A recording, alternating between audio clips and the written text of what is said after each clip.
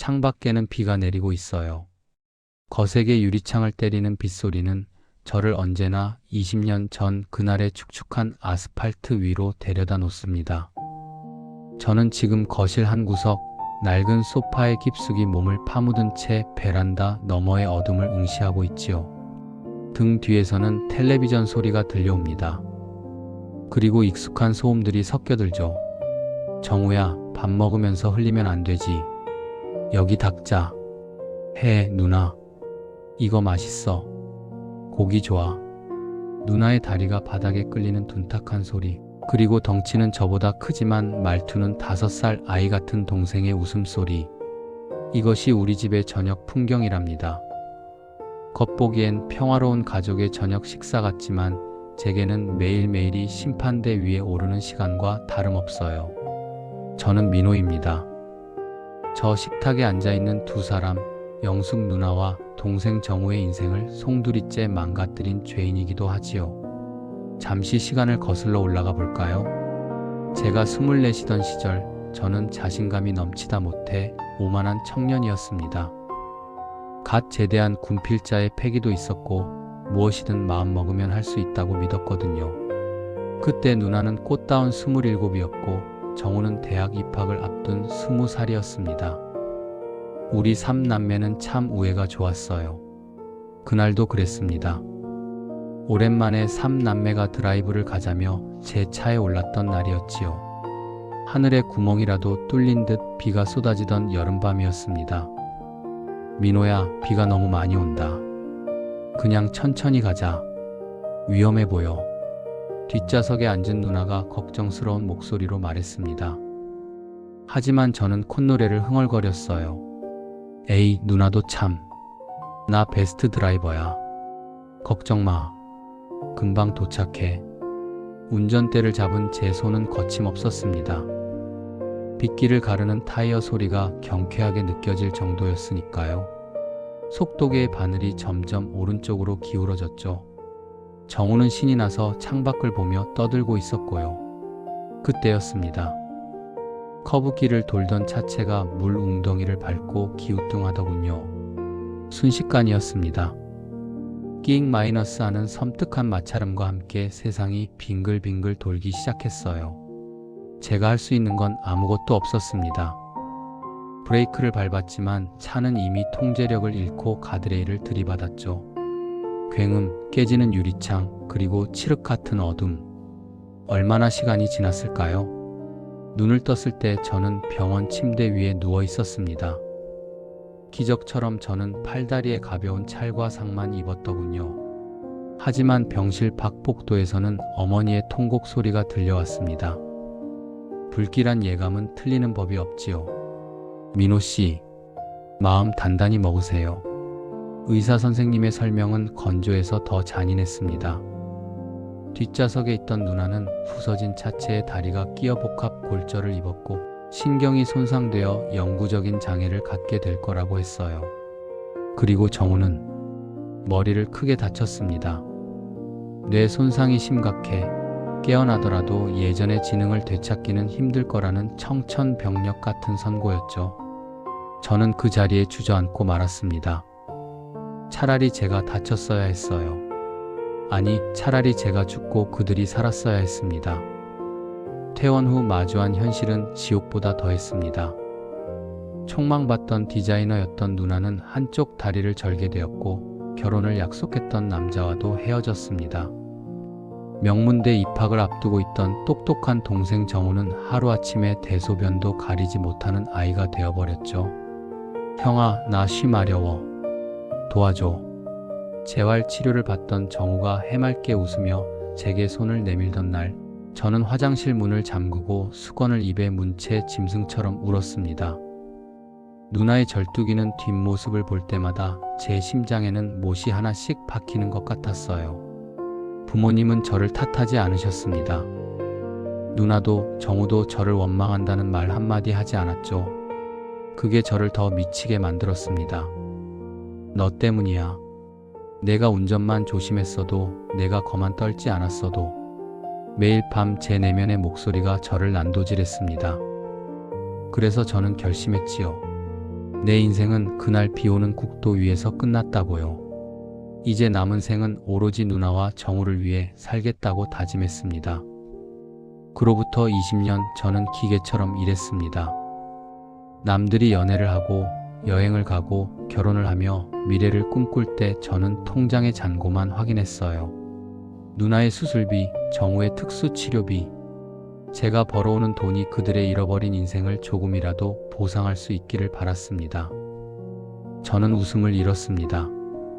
감정을 지우고 욕망을 거세한 채 오직 부양이라는 의무만을 짊어진 채 살아왔지요. 그게 죄인이 치러야 할 마땅한 형벌이라 생각했으니까요. 몸이 부서져라 일하고 퇴근에 지친 몸을 누일 때면 오히려 마음이 편했습니다. 고단함이 죄책감을 잠시나마 잊게 해주었거든요. 그렇게 영원히 죄인으로 살다 갈 줄 알았습니다. 이 무거운 짐을 지고 가는 게 제 운명이라 믿어 의심치 않았지요. 그런데 말이죠. 신은 제게 아직 내릴 벌이 더 남아 있었던 모양입니다. 최근 들어 몸이 이상했습니다. 민호야, 너 얼굴이 너무 창백하다. 어디 아픈 거 아니니? 누나가 걱정스레 물어볼 때마다 저는 손사래를 쳤어요. 아니야, 그냥 요즘 일이 많아서 그래. 잠 좀 자면 괜찮아. 하지만 괜찮지 않았습니다. 양치질을 할 때 잇몸에서 피가 멈추지 않았고 조금만 움직여도 숨이 턱 끝까지 차올랐어요. 계단을 오르다 휘청거린 날 저는 결국 병원을 찾았습니다. 검사 결과를 기다리던 진료실의 공기는 유난히 차갑고 무거웠습니다. 모니터를 들여다보던 의사 선생님이 안경을 고쳐 쓰며 저를 바라보시더군요. 그 눈빛에서 저는 20년 전 사고 직후 저를 바라보던 그 의사의 눈빛을 다시 보았습니다. 보호자분, 혹시 같이 오셨습니까? 직감이 왔습니다. 이번에는 제 차례라는 것을요? 아니요. 혼자 왔습니다. 말씀해 주세요. 어떤 결과가 나오든 저는 괜찮습니다. 정말이었습니다. 저는 어떤 불행이 닥쳐도 덤덤할 준비가 되어 있었거든요.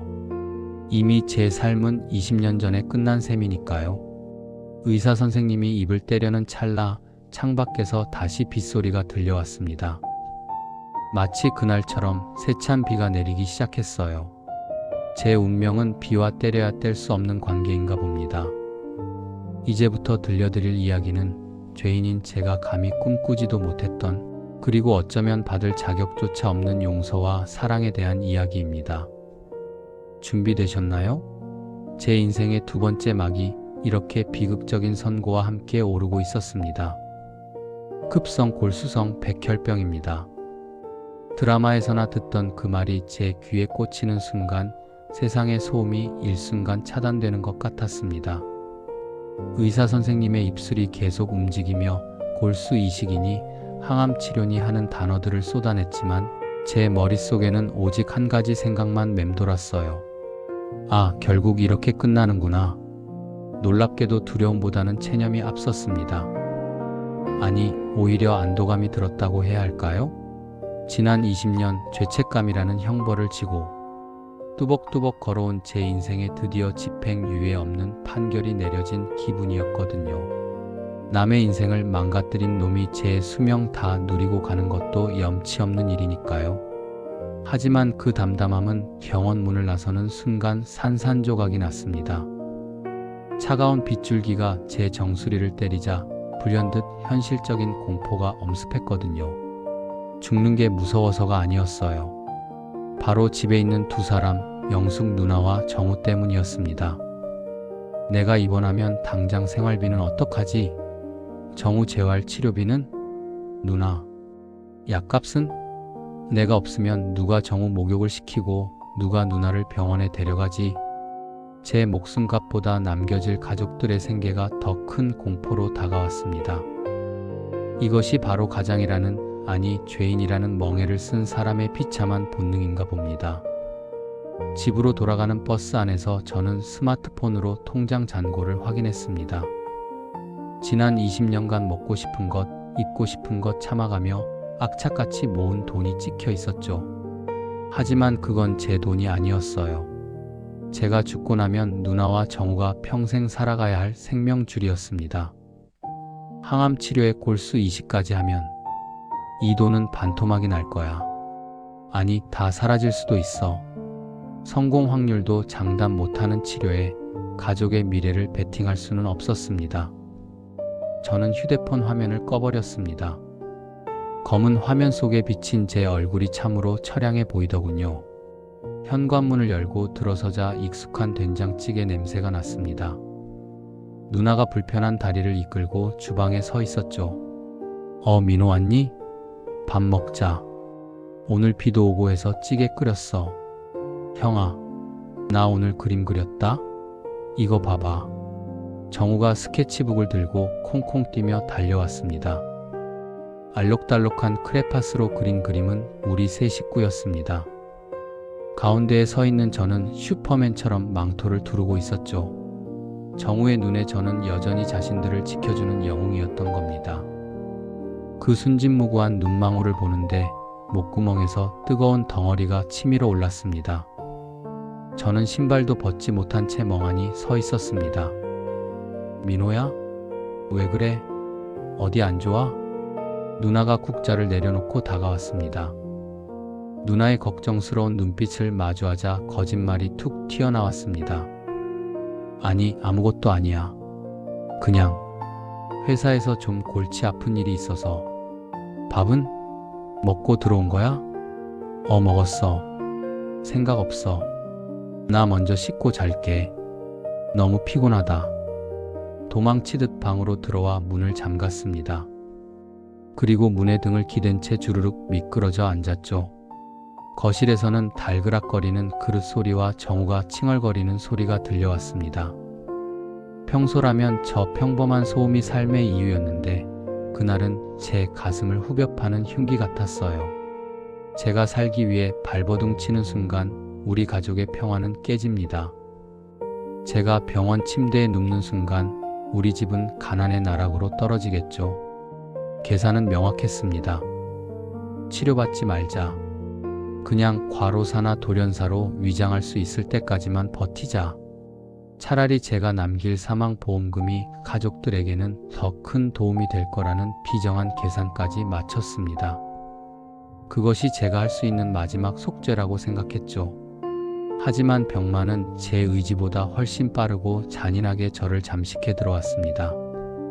다음날 아침 출근 준비를 하려고 세면대 앞에 섰는데 코에서 붉은 선혈이 주르륵 흘러내렸습니다. 휴지로 틀어막아도 피는 멈추지 않고 계속해서 배어 나왔어요. 어지러움의 거울 속 제 얼굴이 2개, 3개로 겹쳐 보이기 시작했습니다. 민호야, 일어났니? 밥 먹고 가야지. 방 밖에서 누나의 목소리가 들렸습니다. 누나. 나 지금 좀 바빠서. 말을 하려는데 입안에도 피비린내가 진동했습니다. 다리에 힘이 풀리면서 욕실 바닥으로 털썩 주저앉고 말았죠. 쿵 하는 소리가 꽤 컸던 모양입니다. 민호야? 무슨 소리야? 괜찮아? 문고리가 덜컥거렸습니다. 저는 잠긴 문을 바라보며 속으로 비명을 질렀습니다. 안 돼, 들어오지 마. 이런 모습 보이면 안 돼. 제발. 형아? 형아 안에 있어? 정우의 목소리까지 들렸습니다.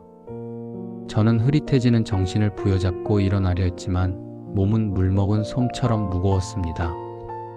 결국 제 입에서 나온 말은 괜찮다는 말이 아니라 가느다란 신음소리뿐이었어요. 으윽. 민호야, 문 좀 열어봐. 왜 그래? 정우야, 가서 열쇠 가져와. 빨리. 누나의 다급한 외침과 정우의 쿵쿵거리는 발소리가 귓가에서 웅웅거렸습니다. 덜덜 떨리는 손으로 바닥에 떨어진 핏방울을 닦아보려 했지만 제 의식은 점점 어둠 속으로 빨려 들어가고 있었죠. 열쇠가 돌아가는 소리가 들리고 문이 벌컥 열렸습니다. 민호야. 누나의 비명소리를 마지막으로 저는 세상과 끊어졌습니다. 제가 그토록 감추고 싶었던 진실이 가장 비극적인 방식으로 가족들에게 들통나버린 순간이었죠. 제 오만했던 계획은 실패했습니다. 혼자 조용히 짊어지고 가려던 십자가는 결국 쓰러지는 제 몸과 함께 우리 가족 모두의 어깨 위로 무너져 내리고 말았습니다. 깨어났을 때 저는 더 이상 가족을 지키는 가장이 아니었습니다. 살려달라고 애원해야 하는 무력하고 처참한 환자일 뿐이었지요. 눈을 떴을 때는 온통 하얀 세상이었어요. 귓가에는 규칙적인 기계음인 B-B- 소리만이 유일한 음악처럼 흐르고 있었지요. 소독약 냄새가 코를 찔렀고 몸에는 수많은 링거줄이 주렁주렁 매달려 있었습니다. 정신이 드세요? 여기는 무균실입니다. 방호복을 입어 눈만 내놓은 간호사의 목소리가 웅웅거리며 들렸습니다. 무균실. 면역력이 바닥난 제가 세균 감염 없이 버틸 수 있는 유일한 공간이자 세상과 철저히 격리된 감옥이었죠. 저는 살았다는 안도감보다는 깊은 탄식이 먼저 나왔습니다. 기어이 가족들의 등골을 빼먹는 짐이 되고 말았다는 사실이 저를 괴롭게 했거든요. 항암 치료는 상상했던 것보다 훨씬 끔찍했습니다. 몸속에 독을 쏟아붓는 기분이었어요. 식도를 타고 넘어가는 약물은 불덩이 같았고 먹은 것도 없는데 위장이 뒤집혀 노란 유액을 쏟아내기 일쑤였지요. 머리카락은 베개 위로 한 줌씩 빠져 뒹굴었고 거울 속에 저는 해골처럼 말라갔답니다. 하지만 육체의 고통보다 더 견디기 힘든 건 마음의 지옥이었습니다. 이 좁은 유리방 안에 갇혀 있다 보니 별의별 생각이 다 들더군요. 하루에 수십만 원, 아니 수백만 원씩 들어가는 치료비가 머릿속 계산기처럼 돌아갔습니다. 제가 누워있는 이 1분 1초가 다 돈이었어요. 이 돈이면 누나 다리 수술을 한 번 더 시도해 볼 수 있을 텐데, 이 돈이면 정우가 좋아하는 갈비 실컷 먹이고 좋은 시설에서 재활받게 할 수 있을 텐데, 그런 생각이 들 때마다 링거 바늘을 확 뽑아버리고 싶은 충동을 참느라 주먹을 꽉 쥐어야 했어요. 나는 살 가치가 없는 놈인데 왜 비싼 돈을 들여가며 내 목숨을 연장해야 하는지 도무지 이해할 수가 없었으니까요. 면회 시간이 되면 그 괴로움은 극에 달했습니다. 무균실은 직접 접촉이 불가능해서 두꺼운 유리 통창을 통해서만 얼굴을 볼 수 있거든요. 민호야, 밥은 좀 먹었어? 오늘은 얼굴이 좀 낫네. 유리창 너머에 인터폰을 든 누나의 얼굴이 보였습니다. 며칠 사이 더 늙어버린 것 같은 누나 옆에는 정우가 유리창에 찰싹 달라붙어 있었죠. 형아, 이거 봐, 내가 형아 주려고 사과 깎아왔어. 근데 간호사 누나가 못 가지고 들어간대. 정우가 비닐봉지에 담긴 삐뚤빼뚤하게 깎인 갈변된 사과를 흔들어 보였습니다. 그 해맑은 모습을 보는데 가슴이 미어지다 못해 화가 치밀어 오르더군요. 저는 고개를 돌려버렸습니다. 일부러 등을 돌리고 누워버렸어요. 오지마. 제발 오지마. 나 같은 놈 보러 오지마. 속으로 수천 번을 외쳤습니다. 내가 너희를 보면 살고 싶어질까봐 그게 무서워서 더 모질게 굴었는지도 모릅니다. 민호야, 자니? 많이 힘든가 보네. 그래, 푹 자야 낫지. 얼굴 봤으니까 됐어. 우린 갈게. 누나의 떨리는 목소리가 스피커를 타고 넘어왔습니다. 하지만 저는 끝까지 돌아놓은 등을 펴지 않았어요. 발소리가 멀어지는 것 같았지만 사실 저는 알고 있었습니다. 그들이 가지 않았다는 걸요. 밤이 깊어 모두가 잠든 시간 화장실을 가려고 몸을 일으켰다가 우연히 유리창 밖을 보게 되었습니다. 복도 조명도 꺼져 어둑한 그곳에 익숙한 실루엣이 보이더군요. 딱딱한 플라스틱 의자에 불편하게 몸을 구겨넣고 잠든 정우, 그리고 그 옆에 앉아 퉁퉁 부은 자신의 다리를 주무르고 있는 누나였습니다. 집에 가서 편히 쉬지 왜 저기서 저러고 있는 건지. 바보 같은 사람들. 그런데 그때 누나가 품에서 무언가를 꺼내 들여다보는 게 보였습니다. 낡은 가계부와 통장이었어요. 희미한 비상구 불빛에 비추어가며 누나는 한참이나 계산기를 두드리고 무언가를 적고 다시 지우기를 반복하고 있더군요. 그 모습을 보는 순간 제 심장이 쿵하고 내려앉았습니다. 누나는 지금 제 치료비를 마련하기 위해 사투를 벌이고 있는 거였어요. 자신이 평생 모은 돈, 어쩌면 노후 자금까지 전부 털어넣고 있는 게 분명했습니다. 20년 전 내 실수로 다리를 잃은 여자가 그 사고를 낸 가해자를 살리겠다고 자신의 모든 것을 걸고 있었던 겁니다. 도대체 왜? 이해가 되지 않았습니다. 나라면 내 인생을 망친 놈이 병에 걸렸다면 꼴쫓하고 비웃어주거나 적어도 모른 척 했을 텐데요. 제가 아는 상식으로는, 제가 아는 인과응보의 법칙으로는 설명이 되지 않는 장면이었습니다. 그들은 피해자고 저는 가해자잖아요. 그런데 왜 피해자가 가해자를 살리려고 저토록 애처롭게 매달리는 걸까요? 유리창에 이마를 대고 그들을 멍하니 바라보았습니다. 누나가 한숨을 푹 쉬며 고개를 들더니 제가 누워있는 지금은 서있지만 어두워서 안 보였겠죠. 병실 쪽을 하염없이 바라보더군요. 그 눈빛은 원망이나 증오가 아니었습니다. 그것은 간절함이었어요. 제발 살아만 달라는 아주 깊고 짙은 기도의 눈빛이었죠. 제 안에 무언가가 흔들리기 시작했습니다. 죽어서 갚겠다는 제 결심이 저들의 저 미련한 사랑 앞에서 와르르 무너지는 소리가 들리는 것 같았어요. 설마 나를 용서한 건가? 아니야, 그럴 리 없어. 내가 지은 죄가 얼마나 큰데. 혼란스러웠습니다. 죽음을 받아들이기로 했던 제 마음속에 살고 싶다는 욕망이 아니라 살아야 하는 건가? 라는 무거운 질문이 다리를 틀기 시작했거든요. 유리 벽 하나를 사이에 두고 삶과 죽음이 죄책감과 사랑이 팽팽하게 대치하고 있었습니다. 저는 더 이상 숨을 곳이 없었어요. 저 밖에서 저토록 처절하게 나를 붙잡고 있는 가족들의 손길을 언제까지고 뿌리칠 수는 없을 것 같다는 예감이 들었습니다. 하지만 여전히 두려웠습니다. 제가 살아나는 것이 과연 그들에게 축복일지 아니면 또 다른 짐의 시작일지 확신할 수 없었으니까요. 유리창에 비친 제 앙상한 얼굴이 물었습니다. 너 정말 살 자격이 있니? 저는 아무 대답도 할 수 없었습니다. 그저 어둠 속에 웅크린 가족들을 바라보며 소리 없는 눈물만 삼킬 뿐이었죠.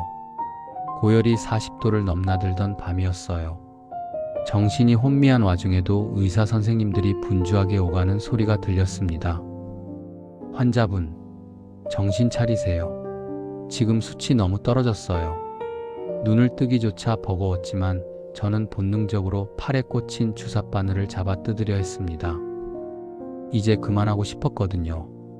이 지긋지긋한 연명 치료도 가족의 고열을 짜내는 이기적인 생존도 다 끝내고 싶었습니다. 비상벨이 울리고 의료진이 저를 제압하러 달려들었죠. 그 소란 속에 인터폰 벨소리가 찢어질 듯 울렸습니다. 유리창 너머 사색이 된 누나와 정우가 서 있었어요. 의료진이 제게 진정제를 투여하려는 순간 저는 마지막 힘을 짜내 인터폰 수화기를 낚아챘습니다. 그리고는 짐승처럼 소리를 질렀어요. 제발 그만해. 다들 가라고. 나 좀 죽게 내버려 두란 말이야. 유리창 밖에 누나가 소스라치게 놀라 입을 틀어막더군요. 저는 거친 숨을 몰아쉬며 20년 동안 가슴속에 썩혀두었던 도끼 어린 말들을 쏟아냈습니다. 누나 바보야? 내가 누나 다리 이렇게 만들었잖아. 내가 정우 저 꼴로 만들었다고. 나 같은 놈 살리겠다고 돈 쓰는 게 말이 돼? 내 보험금이면 빚 다 갚고 둘이 편하게 살 수 있어. 제발 나 좀 포기해. 제 눈에서는 뜨거운 눈물이 펑펑 쏟아졌습니다. 이것이 저의 진심이었어요. 제가 죽는 게 우리 가족을 위한 유일한 해피엔딩이라고 믿었으니까요. 유리창 너머의 정적이 흘렀습니다. 잠시 후 누나가 떨리는 손으로 수화기를 들었습니다. 누나의 눈은 분노로 이글거리고 있었어요. 이민호, 너 입 안 다물어?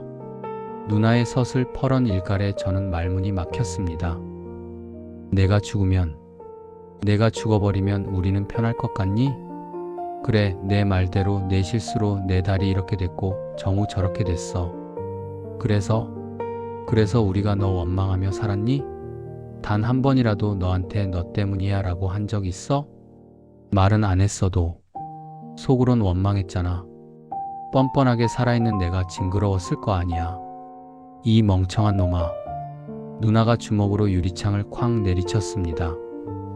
둔탁한 소리가 제 심장을 강타했죠. 그날 사고였어. 내가 일부러 그런 거 아니잖아. 우리 가족이잖아. 다리가 부러지고 머리가 다쳐도 우린 그냥 살아남은 게 감사했어. 근데 넌 20년 동안 혼자 감옥 찍고 우릴 간수 취급했어. 우리가 원한 건 돈이 아니야. 그냥 예전처럼 웃는 내 모습이었다고. 누나는 오열하며 바닥에 주저앉았습니다. 그 모습을 보는데 머리를 둔기로 맞은 것 같았습니다. 저는 죄책감이라는 이름으로 가족들을 사랑한 게 아니라 오히려 그들을 더 외롭게 만들고 있었던 걸까요? 그때였습니다. 옆에서 멍하니 서 있던 정우가 갑자기 유리창으로 돌진했습니다. 형아. 정우가 유리창에 머리를 쿵쿵 박기 시작했어요. 형아 나빠. 죽지 마. 죽으면 안 돼. 정우야. 하지 마. 누나가 말렸지만 정우는 막무가내였습니다. 아이 지능을 가진 동생이 할 수 있는 표현은 온몸으로 부딪히는 것뿐이었나 봅니다. 이마가 붉어지도록 유리를 들이받으며 정우가 울부짖었습니다. 형아 없으면 나도 안 살아. 형아 죽으면 나 밥 안 먹어. 나도 죽을 거야. 으앙. 그 처절한 울음소리가 스피커를 뚫고 들어와 제 뼛속까지 파고들었습니다. 정우가 흐릿한 눈물 너머로 저를 노려보며 소리쳤어요. 형아는 우리 형아잖아. 나쁜 놈 아니야. 우리 형아란 말이야. 순간 20년 동안 제 눈을 가리고 있던 두꺼운 막이 벗겨지는 기분이었습니다. 저는 그동안 저를 가해자로 그들을 피해자로만 규정하고 있었어요. 하지만 정우와 누나에게 저는 가해자가 아니었습니다. 그저 사랑하는 동생이자 하나뿐인 형이었던 겁니다. 제가 스스로를 단죄하는 동안 그들은 저를 용서할 필요조차 느끼지 못하고 있었어요. 애초에 미워한 적이 없었으니까요. 제 오만이었습니다. 죄책감조차 제 이기적인 오만이었습니다. 으흑. 수화기를 쥔 손에 힘이 빠졌습니다. 다리에 힘이 풀려 저도 바닥으로 스르르 무너져 내렸죠. 유리 벽 하나를 사이에 두고 우리 셋은 바닥에 주저앉아 서로를 마주보며 울었습니다. 잘못했어. 내가 잘못했어 누나. 정우야. 살아 민호야. 제발 살아줘. 내가 없으면 우린 정말 지옥이야. 내가 곁에 있어주는 거 그거 하나면 돼. 누나가 유리창에 손바닥을 댔습니다. 저도 떨리는 손을 들어 차가운 유리 위 누나의 손바닥이 있는 곳에 맞대었습니다. 유리의 차가움 대신 이상하게도 뜨거운 온기가 느껴지는 것 같았어요. 죽음으로 도망치려던 비겁한 마음이 산산이 조각났습니다. 대신 그 자리에 뜨겁고 질긴 삶의 의지가 차올랐습니다. 살아야겠습니다. 염치 없지만 살아야겠습니다. 저렇게 울고 있는 내 사람들을 두고는 절대 혼자 편해질 수 없다는 걸 깨달았으니까요. 살게. 꼭 살아서 나갈게. 제 입술이 달싹이는 걸 보았는지 정우가 눈물 범벅이 된 얼굴로 씩 웃더군요. 그 바보 같은 웃음이 세상 그 어떤 명약보다 저를 강하게 붙들었습니다. 어느덧 창밖의 풍경이 바뀌었답니다. 차가운 빗줄기가 내리치던 그 겨울이 지나고 병원 화단에는 노란 개나리가 흐드러지게 피어난 봄이 왔어요. 무균실의 그 투명하고도 단단했던 유리벽은 이제 제 기억 속에만 존재하는 아득한 풍경이 되었지요. 기적이라는 단어는 참 흔하게 쓰이지만 저에게 일어난 일은 정말 기적이라고밖에 설명할 길이 없네요. 골수 이식 수술은 성공적이었습니다.